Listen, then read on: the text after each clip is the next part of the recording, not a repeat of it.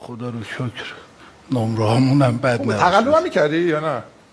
تقلب کسی بگه نکردم آره دروغ میگه. آخه زمان یکی از این مراقبای امتحانات شریف میگه علی دایی اینقدر خوب تقلب نه تقلب ما یه درس رو فقط تقلب کردیم، اونم تقلب چجوری بود؟ مسئله اول داد همینی که من تو آتار اون یکی آتار نوشته بودم 5 نمره داشت. ما سریع برداشتیم نوشتیم، اونو گذاشتم تو کاپشنم. استاد می اومد آتار رو نگاه میکرد که یه دونه آچار باشه بعد کنار دستیم رفیق خوبم بود آقای کیانی.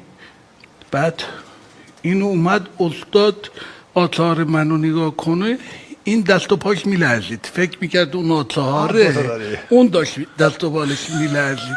این آتاریه که من اون مسئله رو نوشتم. بعد دیگه استاد نگاه کردید همش فرموله دیگه. بعد اینکه اونم نگاه کرد رفت، گفت که علی تو رو قرآن من دارم میفتم، اینو بده من بنویسم. با 5 نمره که من بهش دادم 11 شد. من خودم 17 گرفته بودم تو بیچاره آقای کیانی که از این تریبون.